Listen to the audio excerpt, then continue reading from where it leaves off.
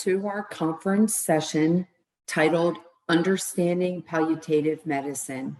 Thank you for joining us. My name is Lee Clark, Director of Patient Services, and I'll be moderating the presentation today. As we get started, I'd like to recognize the generous support of our corporate sponsors and the generous support of our patients, families, and caregivers for supporting the conference today. Immediately following the presentation, there will be a question and answer session. Please feel free to submit your questions at any time during the presentation using the Q&A icon in the engagement panel on your right. To submit a question or comment, type your question in the Q&A text box window. When you have finished typing, just hit enter. We will do our best to get to everyone's questions today. When asking questions, I do ask that you do two things to help me manage the incoming question. First, submit your entire question all at the same time. Second, please do not share private health information in your question. Our expert speaker cannot answer any specific questions related to your personal health care. Our specialist today is Kendall Downer. Dr. Downer is a resident physician at the University of Pittsburgh Medical Center, Presbyterian Shadyside Hospital in Pittsburgh, Pennsylvania. She completed a Bachelor's of Science in Biochemistry at the University of Notre Dame and earned her medical degree at Mount Sinai School of Medicine. With that said, it's my pleasure to welcome Dr. Downer today. Thank you so much for joining us. Thank you so much for that very kind introduction. I'm going to share my screen.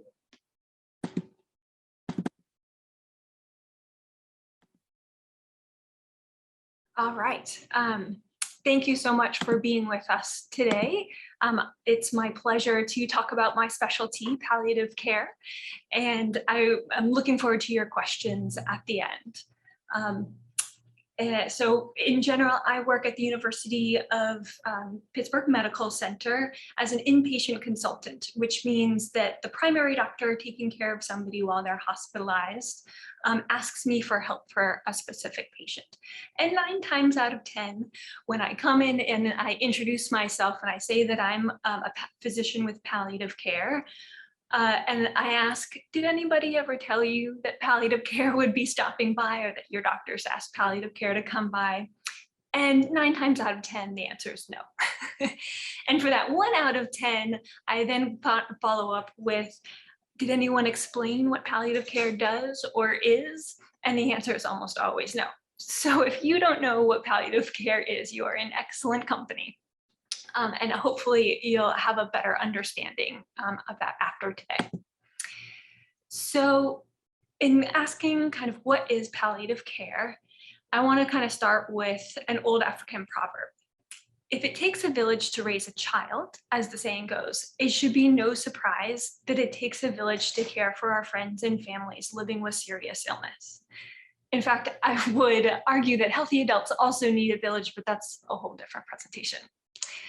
The way that the American medical system has evolved over the last century has created specialists who are phenomenal at treating their special diseases, and we have incredibly complex, very good treatments, either curing diseases or keeping them at bay so that people live longer. But what that system has also done, unfortunately, has created a system where it's very difficult to see the whole picture of somebody's life.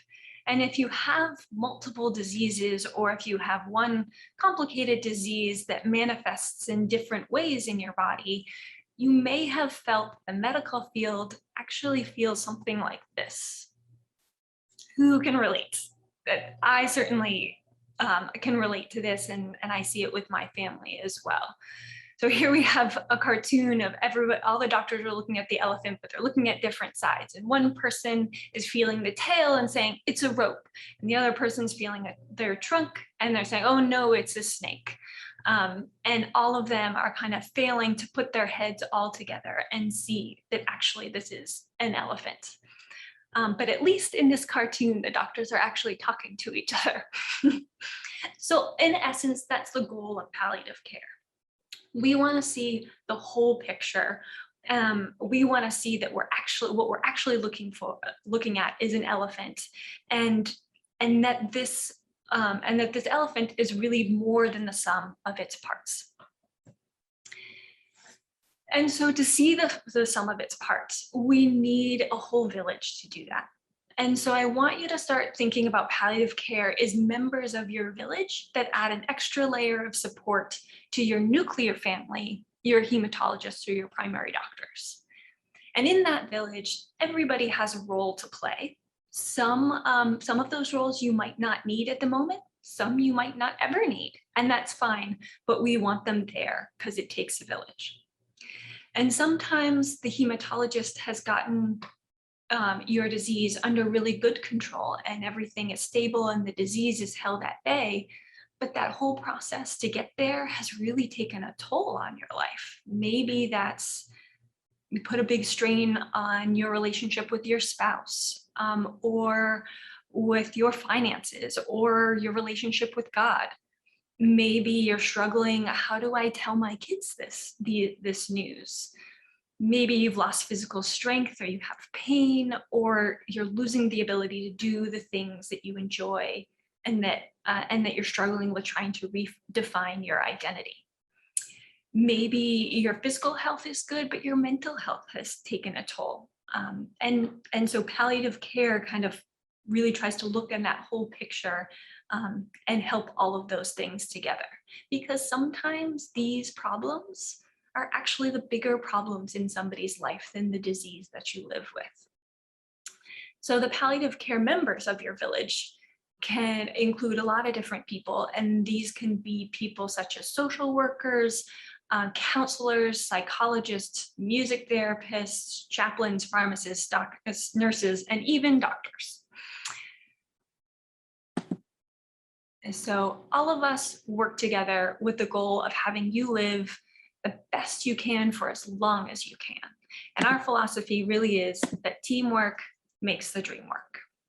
So I really want to emphasize that in this model of palliative care, the patient is at the center, not the doctor. And in fact, the doctor is just as equally as important as all of the other team members. And I want to also emphasize in this model, the family is also at the center. And that was a deliberate choice to put it there, because many of the people that I work with who live with serious illness actually want to put their family's needs and safeties and security before themselves.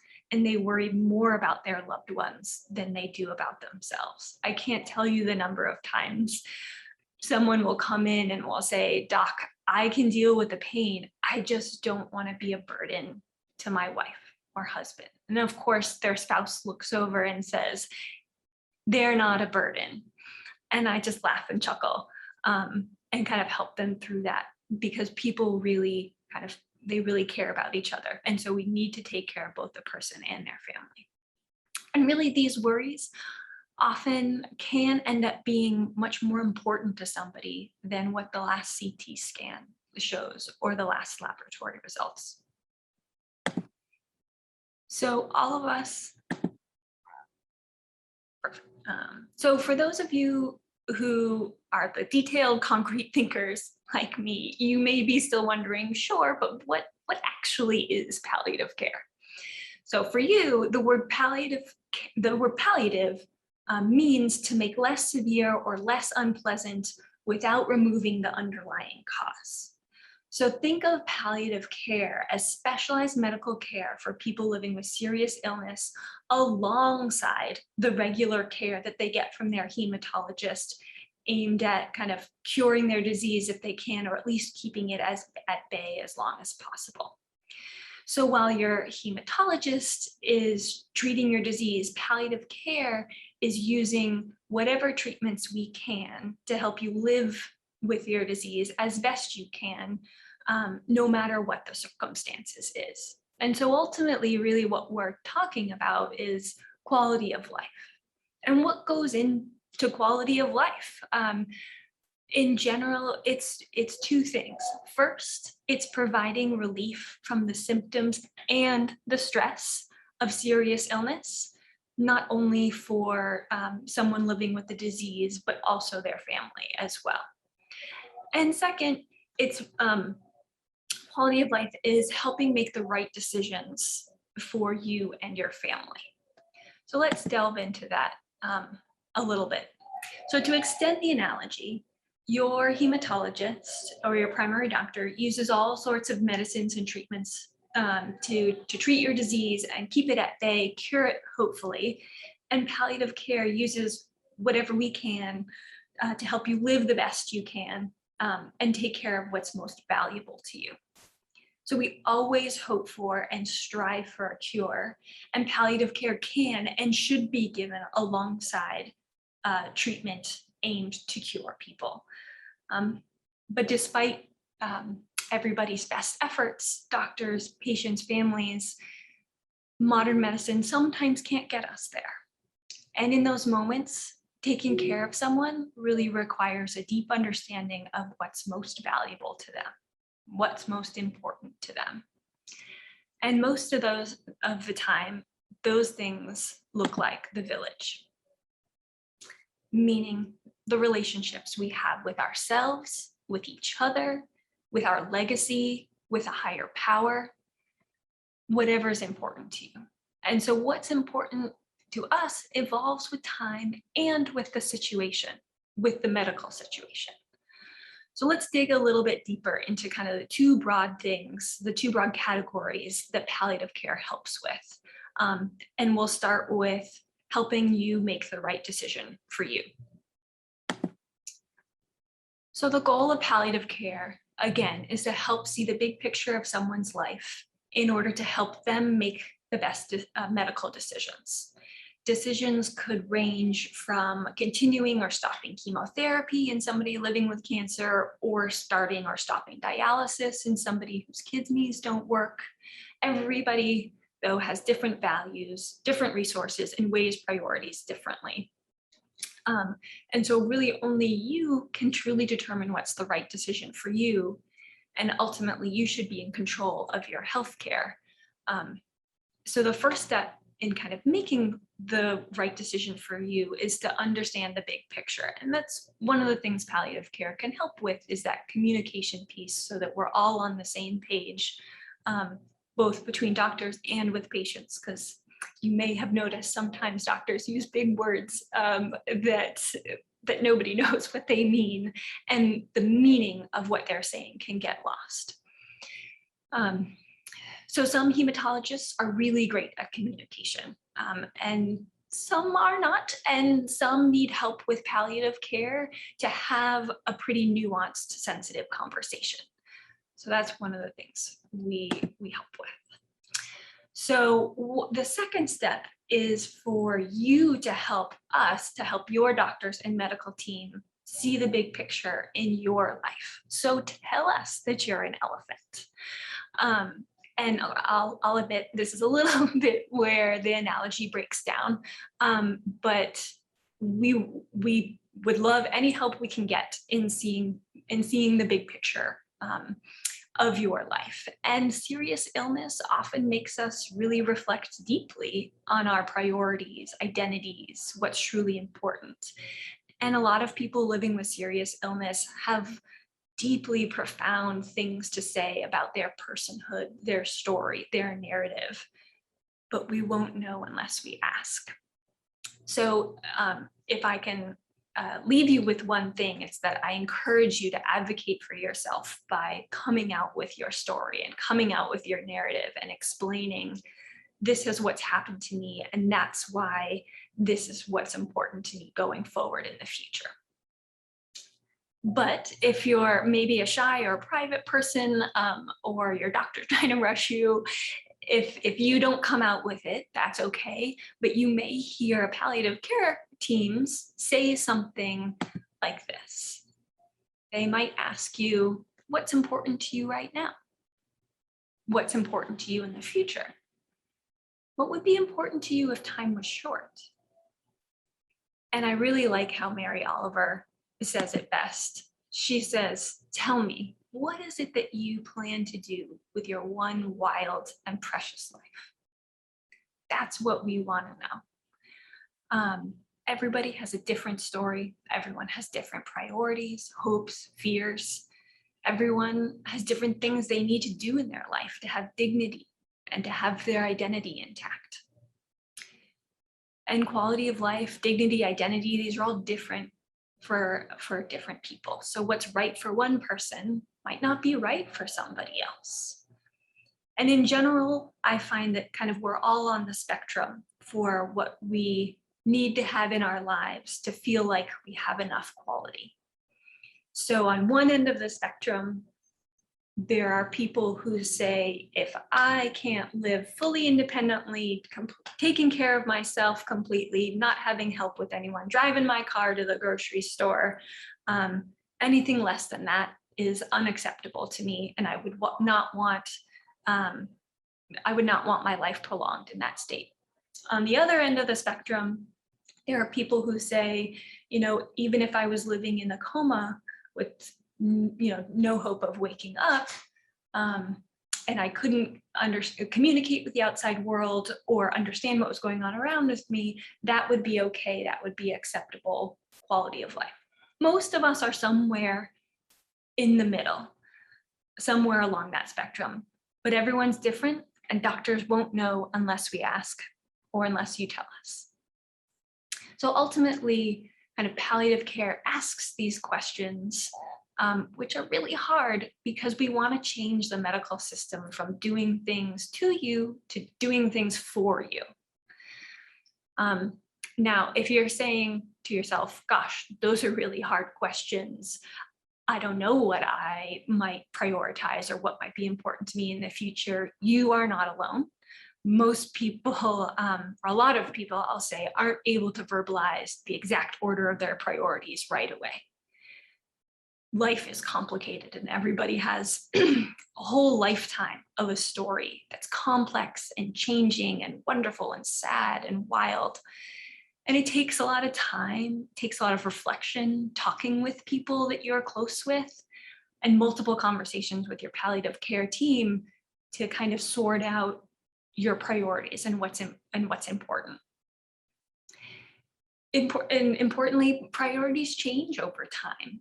As we get older, as different things happen to us, as new people come into our lives, priorities change over time. So this isn't a one-time discussion. This is an evolving discussion over time that changes with the situation and changes what's going on in your life. Some people may need a lot of these conversations, and some people might not need any of these conversations for a long time, especially if things are medically stable and there's no new decisions to be made. But I really love it when I've been seeing a patient in the hospital and they're doing well and they're being discharged home, and as they're getting their discharge paperwork and packing up their things, I stop in and I say, don't take this the wrong way, but I hope I never see you again, except at the grocery store. And they usually chuckle and they kind of tell me, I hope I never see you again too, doctor. So all of that is to say is that the amount of these discussions kind of can change over time. You can go for a long time without needing to having to readdress these issues. And that would be our hope. So when your medical team knows what's important to you, they can help you better weigh the benefits and burdens of different treatments. So doctors screw us up sometimes by asking people, we ask people kind of what medical treatments they're willing to accept kind of out of context. Do you want dialysis? Do you want chemotherapy? Do you want tube feeds? It makes no sense really, but this does come from a good place because a number of years ago, the medical system was very paternalistic and doctors would just tell you what to do. And now kind of the pendulum has swung a little bit too far in the opposite direction. And we have a system where we just say, well, what do you want? And people are kind of like, well, I don't know here's where I want to go. How do I get there? For example, for kind of my financial advisor, I would say, I'm looking to retire at 65. What do I need to do to get there? Not, well, which, mutual fund should I invest in? Like, he's going to recommend that to me based on my goal of retiring at 65. We'll see about that goal. But anyways, so kind of really what palliative care does is we help trying to shift back that system so that patients are informed about the different risks and benefits of different treatments, but those are explained within the context of their own life and are within the context of what's important to them. And so really we need those two pieces. We can't give good recommendations without knowing the medical piece and the piece about who you are and what's important to you, what you're hoping for, and what you want to avoid. So when people are feeling well, that's the absolutely best time to start talking and thinking about these things. So when I was a kid, my mom sat the family down one night and we talked about what we were going to do in case of a fire in the house. And so the plan was that everyone was in the house was going to get out and we were going to meet on our neighbor's lawn right across the street, the Schmitzes. And thankfully, we never had to utilize that plan. Although my mom did set fire to the side of the house once, trying to make a ghost for a Halloween decoration, but we never let her live that down. But the point was that she wanted us to think about what to do in an emergency before an emergency ever happened. And because an emergency is not the time to think about these really complex things. And the same is very true for medical care. We all want plan A to work out. We never want to have a fire in the house. And it's hard to think about plan B, but we need to have a plan B. We don't ever want to use it, but it's good to have in case. And it takes some time for people to think about plan B.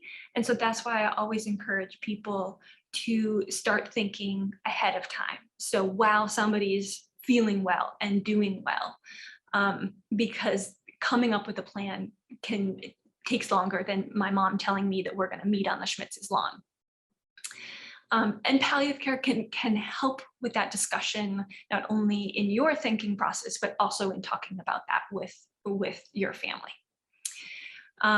So some of the things that decisions you might need to make in the future is about kind of CPR or intubation. So anytime somebody comes in the hospital these days now, like one of the things that they're, asked whenever they come in addition to what medications are you taking at home and what are your allergies are, would you want CPR and shocks or a breathing tube if you were to get so sick that your heart were to stop. And so this is kind of how the conversation goes, at least in my house. Mom and dad are sitting together and dad goes, just so you know, I never want to live in a vegetative state dependent on some machine. If that happens, just unplug me, okay? Mom says, okay. And then she gets up and unplugs the TV. But in all seriousness, decisions that are really helpful to think about ahead of time is at what point is it appropriate to not do chest compression if a person's heart stops? What's the person's preferred location of death? Is that very important? At what point would it make sense to not continue a chemotherapy? Or what point would it make sense to not come back to the hospital and just stay at home and be comfortable? There's lots of different decisions to make along the way, but those are some of the things your doctors might ask you to think about in the future. So when patients are families are ready, I always encourage talking about what to expect in the future, because of course it's an evolving situation. So as difficult as these things are to think about and talk about with loved ones, the stress that comes with uncertainty can be even worse. And this is particularly true for patients, families, and loved ones who have to make decisions for their loved one when their loved one is so sick that they're not able to communicate. I cannot stress enough how heavy the burden of that decision making can be for families. And when we talk about these things or even write them down in advance, that really, really lightens the burden, because decision makers can feel good that they're not making choices for themselves, they're speaking for their loved ones. And that really can go a long way in the distress that they feel about taking on such a big responsibility.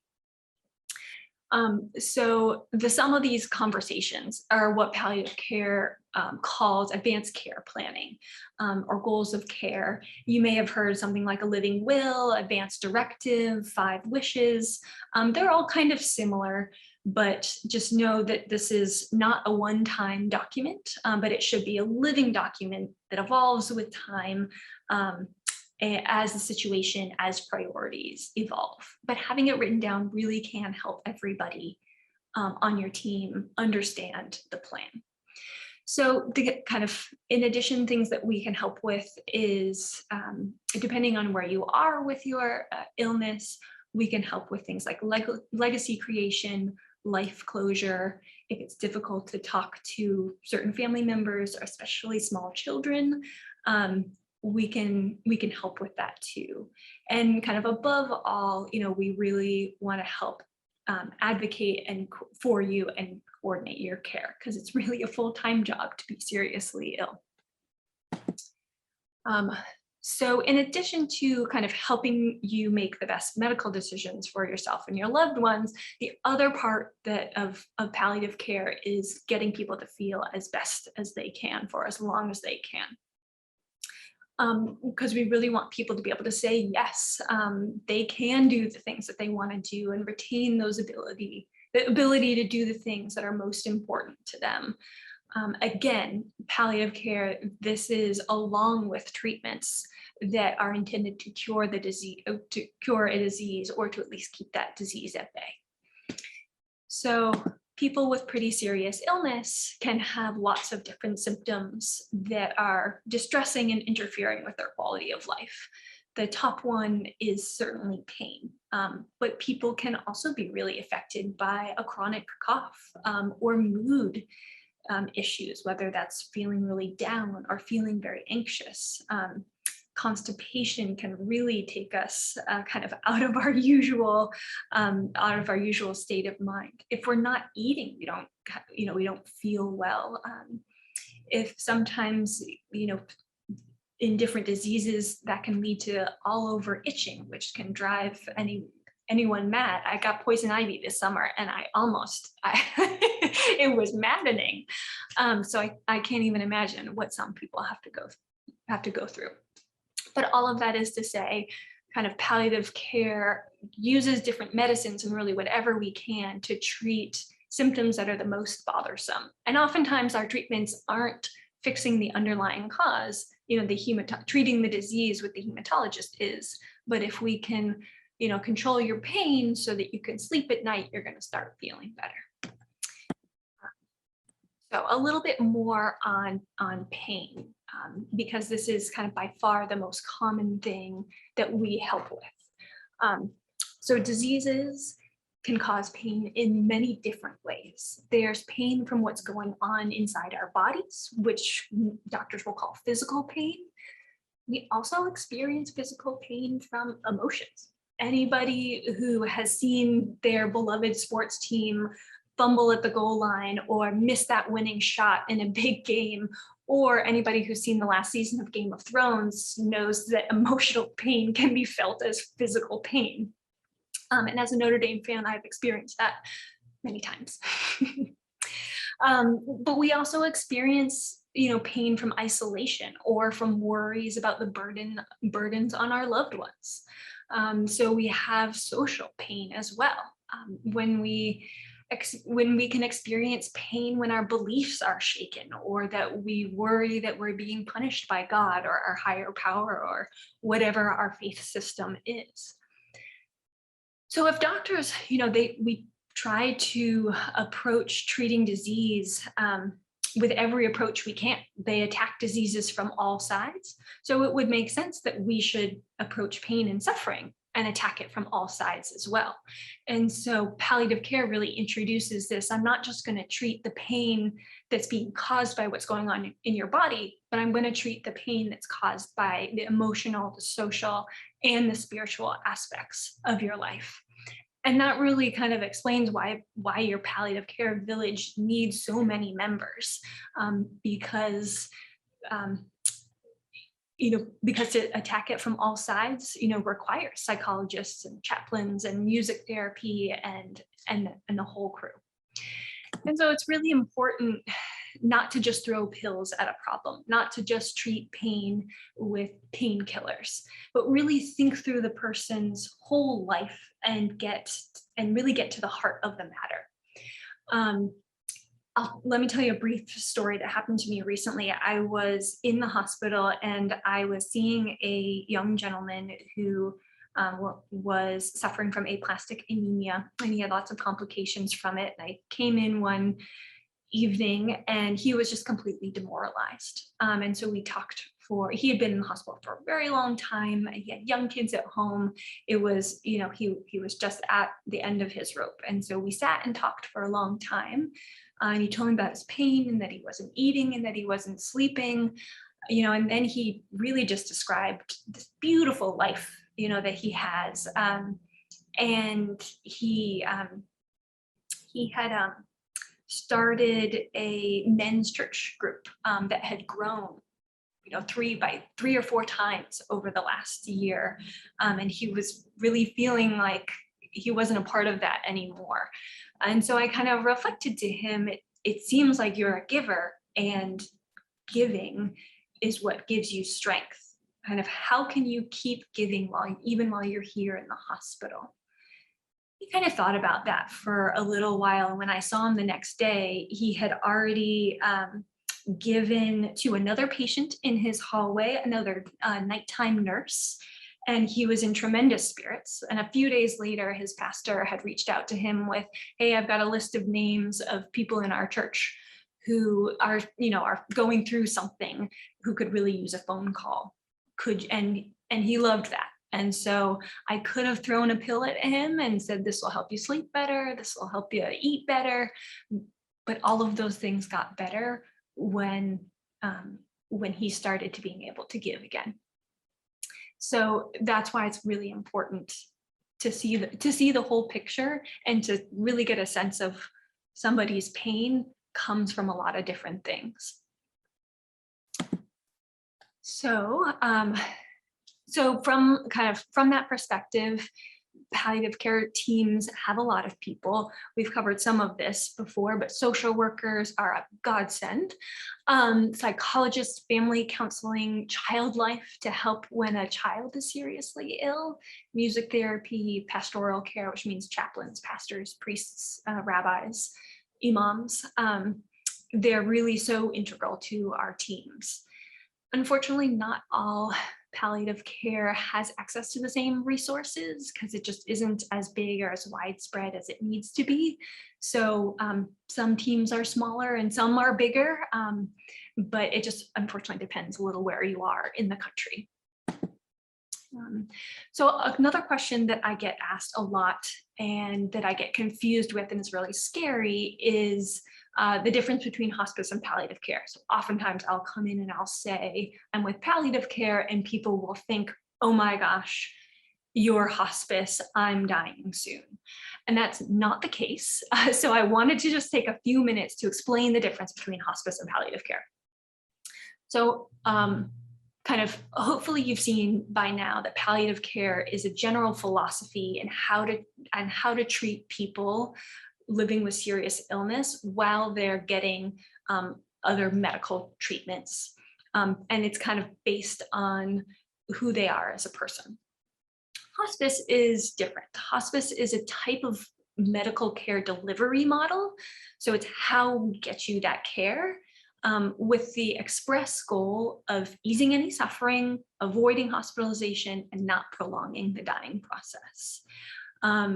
Palliative care sometimes shares these goals, but the important difference is that we share these goals with hospice when and only when these goals align with the person's goals.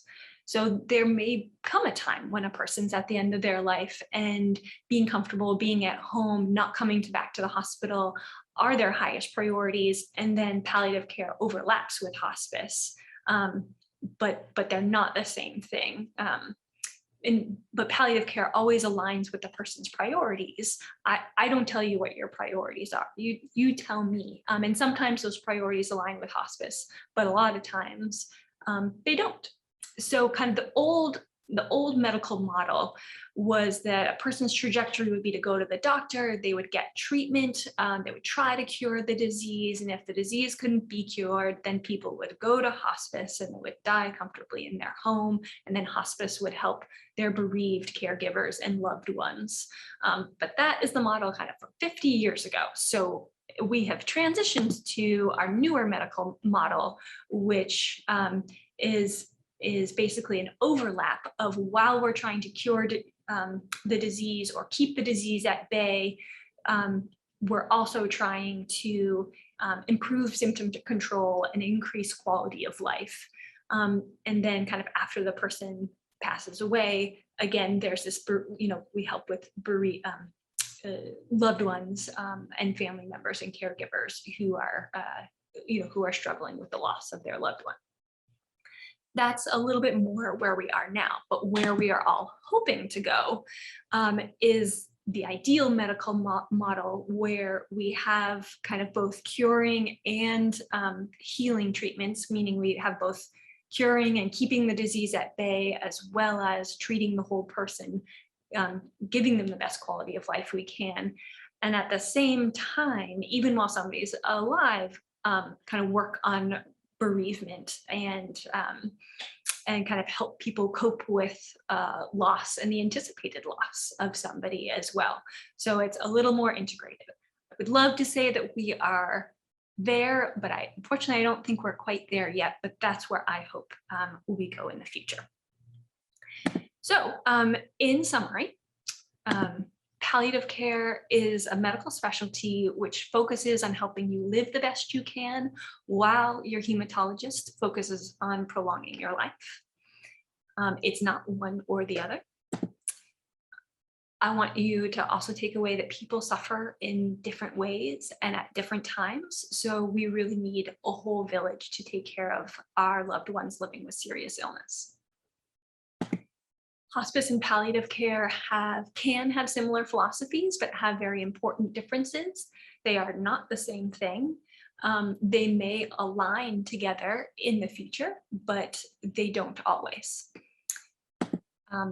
And then lastly, that palliative care can help with complex medical decision-making and helping one feel better, with the goal of really improving quality of life. And sometimes that means quality of death too.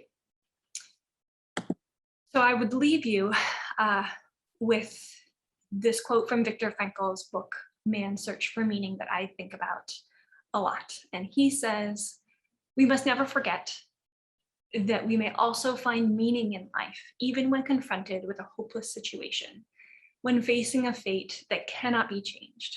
For what then matters is to bear witness to the uniquely human potential at its best, which is to transform a personal tragedy into a triumph, to turn one's predicament into a human achievement." So thank you for listening. At this time, I'll turn it over to Lee, who can kind of take some of the questions that have come in. Thank you so much, Dr. Downer. We have a few questions. Our first question is, how do you suggest proposing palliative care to your medical team? That's a great question. You mean from a patient's perspective? Or I'm going to assume. Yes. Yeah. How would a patient go about proposing palliative care to their medical team? Yeah, I would say that hey, you know what? I'm struggling with X, Y, or Z. I'm really struggling with pain. I'm really struggling with my mood. I'm really struggling with, difficulty sleeping. Would it be, or do you have a palliative care doctor as part of your team? Or, I'm kind of struggling to make some of these decisions and talk to my family about some of these choices. Do you have a palliative care team that can help me talk with them and think some of these things through? Hopefully they do have access to a palliative care team, but I would phrase it as, I need this, and this is, and so I'm asking for palliative care. I hope that answers your question. Thank you. How do you know when it's time to join palliative care? Like, how do you know when it's time to suggest that you may want to look into adding this as part of your team? Great question. There's really never a bad time, because kind of, again, we're a village, but if you don't need the village right now, we'll fade away into the background. You use us as much or as little as you need. So if you're feeling like, man, I have this symptom, whether it's a cough or pain or, mood, that my primary doctor isn't addressing as much as I need them to, then that would certainly be a time. If you are kind of really struggling with thinking about the road ahead, with decisions that you might need to make, with planning for the future, that would also be a good time to think about, hey, maybe I should get palliative care involved as well. Thank you. What are the most common symptoms that are treated by a palliative care team? The number 1, 2, and 3 is pain. And again, pain is so linked to other things that most people will kind of come in and saying, I'm having pain, doctor, can you help me with that? But kind of as we covered, pain comes from so many different places that if you get somebody sleeping better, their pain lessens. If you get somebody eating better, their pain might lessen. If you get somebody less isolated, less socially isolated, interacting with people, their pain goes down. But it just depends on what's going on medically and who they are as a person. So I would say the vast majority is pain, but we also see a significant amount of shortness of breath and nausea as well. But it can be things like severe itching, cough, and things like that. Thank you. And when a patient team is joined by a palliative physician, how does a patient know when to contact the palliative physician or when to contact, say they're treating hematology oncologists? How do you know who to contact and what treats what type of symptoms? Yes, that's a great question. I would say you're never wrong by reaching out to your primary hematologist. That's never a bad decision, because if the hematologist says, oh, this is really palliative care's field, they'll direct you to that. They'll direct you to us. And a lot of times hematologists, they really care about their patients. And so they really like to know what's going on. If you have a strong relationship and this is the pain that I've had, that my palliative care doctor is treating me for, and I'm having a slight worsening and I need to talk to them about it, it's fine to contact your palliative care team directly. But in general, it's never wrong to go to your hematologist first, and then they'll either deal with it or they'll direct you to where to go. Thank you. I'm not sure if you can answer this, but is palliative care covered by insurance? Most insurance. I know some may not be, but typically, is this something that is covered by most insurance companies? Good question. Typically, it is. It's always worth checking with your personal insurance company, but typically it is. Because again, it's a whole medical specialty. This isn't like it's some alternative treatment like acupuncture or Reiki that's not covered by insurance. Like this is proven medical science that health insurance should cover. Thank you. And how does someone go about finding a palliative care team? Is there an association? How does somebody find a doctor that specializes in palliative care? Yeah, the first place that you should go to is always your primary doctor, your hematologist.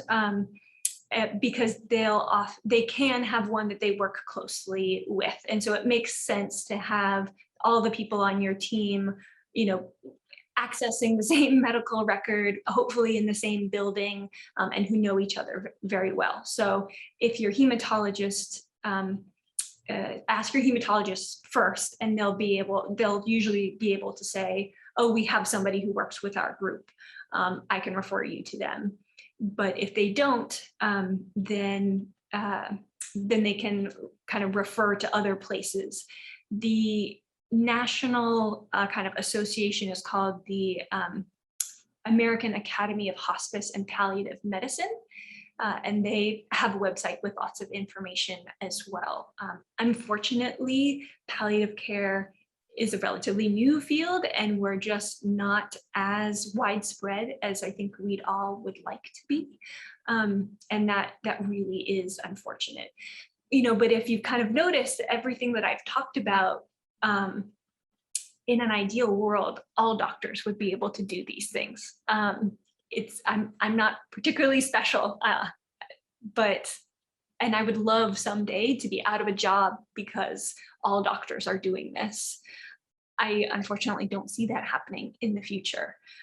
But you even if you can't have access to a palliative care doctor just because of where you live in the country, it's okay to advocate for yourself to your hematologist, saying, hey, we really need to talk about my pain control. I know you want to talk about my blood counts, but my pain is we need to do something differently about my pain. So hopefully you'll have access to one, either that your hematologist knows or can refer you to, but don't be afraid to advocate for your needs if palliative care unfortunately doesn't serve your area.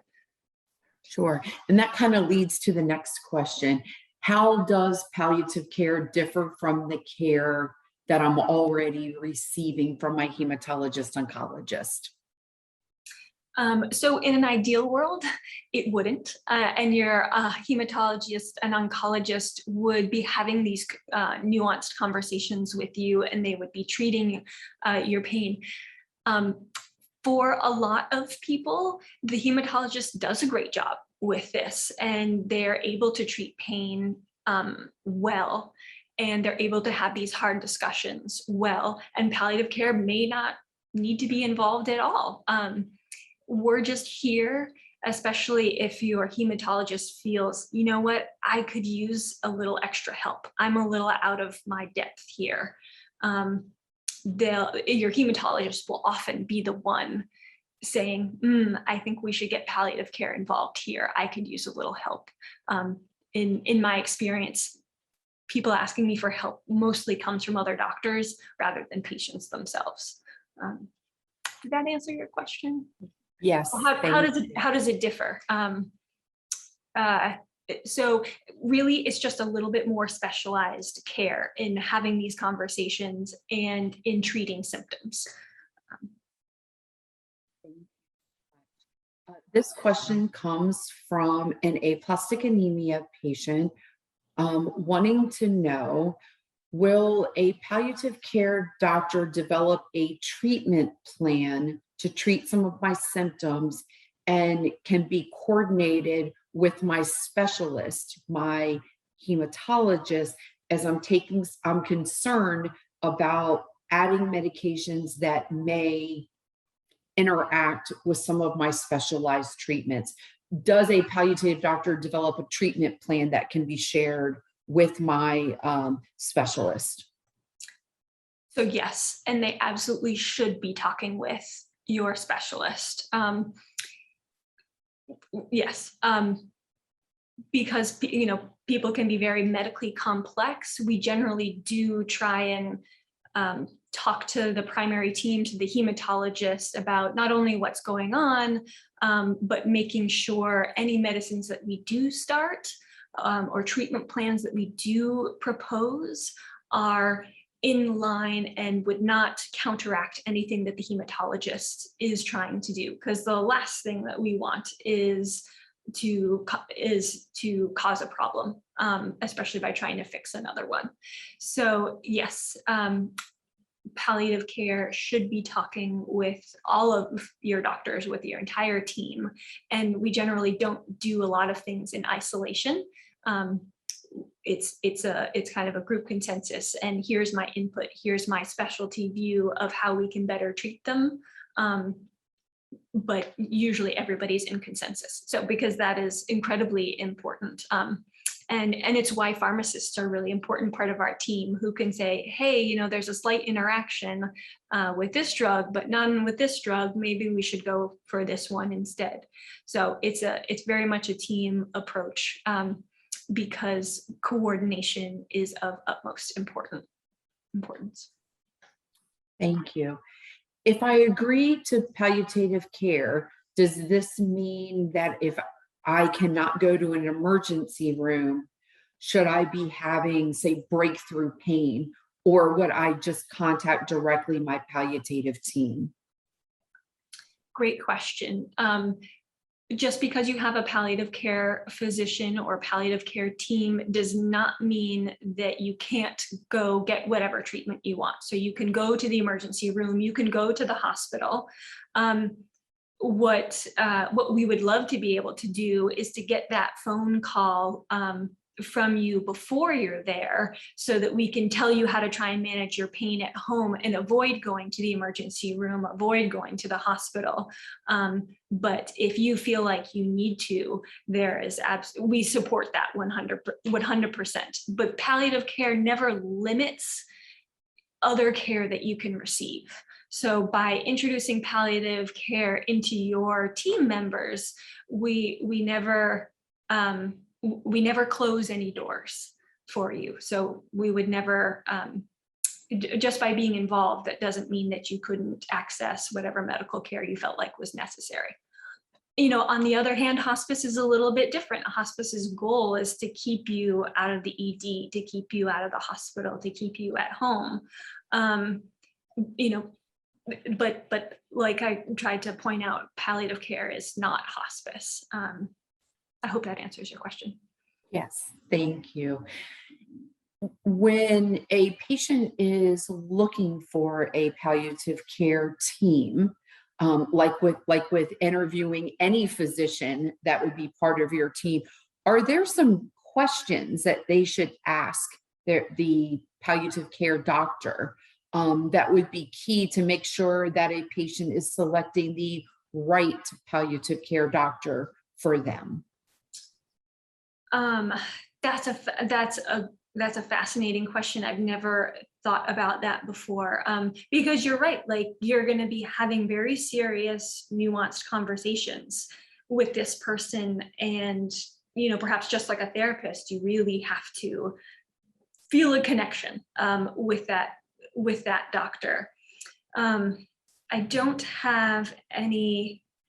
Off the top of my head, I don't have any kind of specific questions that kind of would help you determine what's the best, but ultimately kind of maybe starting to tell your story a little bit and see how you feel like they're treating you. Are they interested in your whole picture? Are they kind of willing to listen? Are they willing, or are they able to kind of reflect back to you a summary of what you've said? So kind of, so for the example that the story that I told of the young gentleman with aplastic anemia in the hospital, we probably talked for 45 minutes. And then it was kind of at the end of that, I was able to reflect to him, it sounds like all of these, it sounds like you're a giver, and that giving is what gives you strength. And so finding somebody who can really pull out the big picture from what you're saying, I think is important in building a strong relationship with that person. That's not really a question that you can ask them, but that would be something that I would look for in a physician for me, or in a team for me. Thank you. I know the palliative care is about physicians. You also had mentioned about social workers and other people that work within the hospital. How do the social workers, other therapists, nutritionists, how do they play a role in providing the palliative care? Yeah, so our palliative care social workers are specially trained in things like grief counseling. A lot of them can have kind of beginning advanced care planning conversations themselves. And they're really good at kind of thinking about and talking about kind of options for care in the future. So we kind of, we hope we never have to go to plan B, but if we do need to go to plan B, they can kind of help, they really help figuring out where is the best place to take care of somebody at the end of life. And all of that goes with it. They're also just really great at supporting people, talking about hard things. And social workers are just angels in my mind. They are so helpful. But yeah, I mean, because the whole thing about palliative care, I do have a medical piece, but kind of a lot of what I do, really requires a whole team. And we're really kind of all equal on the team, at least in my mind. My social worker is just as important as I am, is just as important as my nutritionist. And so we have, instead of kind of a hierarchy, we really try and have where we're all on the same level, and I want to know what you're seeing just as much as I want to know the doctor's opinion and the nurse's opinion.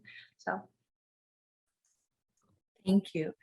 Does a blood transfusion fall under the category of palliative care? So it can.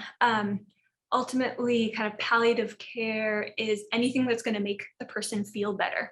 And so that very much fits with, if you have low blood counts, a transfusion might help you feel better. And, and we would want that.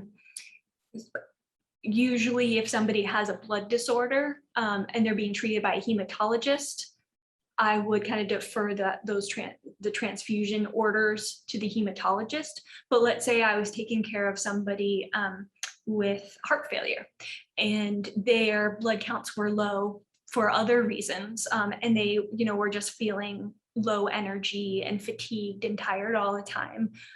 It would certainly be, it may make them feel better to get a transfusion, and therefore I would recommend getting one.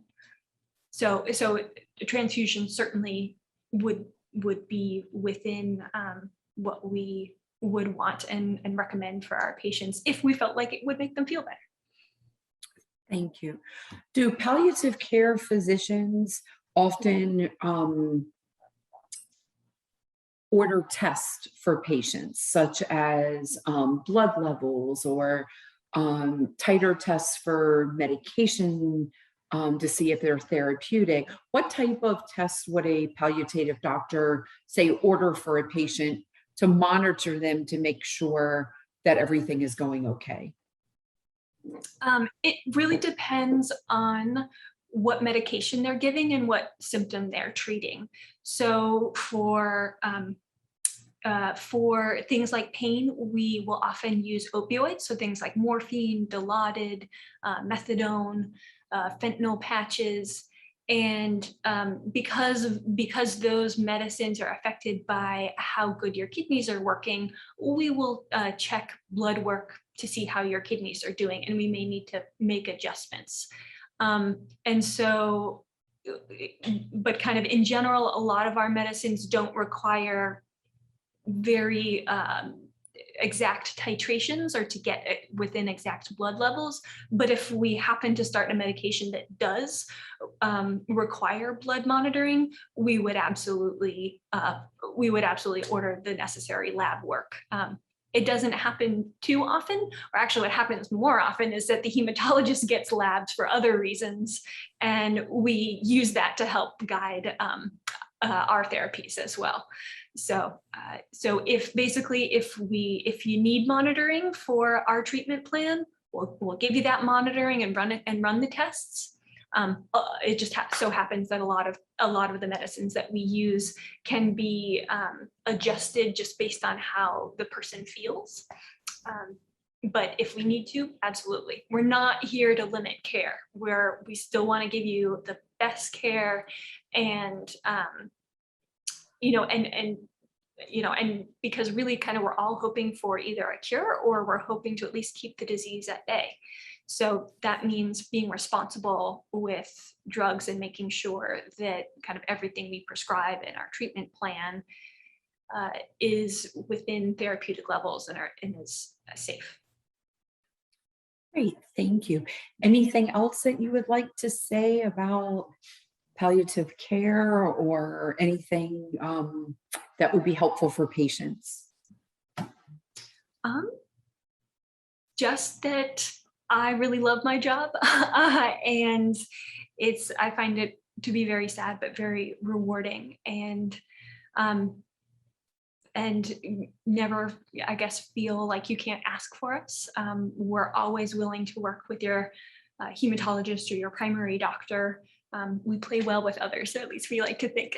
So I guess I would say that hematologists can sometimes get scared if a patient is asking for palliative care. They may think, oh, do you not want to do these treatments anymore? And so they may kind of have a reaction of what's going on, and you can just reassure them of, hey, I just want somebody to really help me work on my pain or my mood or my nausea, and say, so that you can kind of reassure them that, hey, I still want to continue with these treatments. I just want palliative care help as well, because unfortunately there still is, among some doctors, but getting fewer, this notion that palliative care is just for the end of life, and that palliative care comes in and makes people stop their treatments. And that's just simply not true. We want what you want. We want what's best for you based on what your priorities are. So I would say, don't be alarmed if your hematologist is confused about why you may be interested or asking about palliative care, and just reassure them it's, I still want to continue with treatments. I just want an extra layer of support. It sounds like palliative care is an excellent complement to the good treatment that patients would be already receiving from their hematologist oncologist. So it seems that it would be an excellent way to complement the excellent care that patients may already be receiving. Another layer on your team. Yep, it's the village. Yeah. Well, thank you so much, Dr. Downer, for sharing your time and your expertise with all of us today. If you would like to watch the session again at a later time, it will be available on the conference platform within the next hour by accessing the session and clicking on replay, or by navigating the on-demand tab in the platform hub.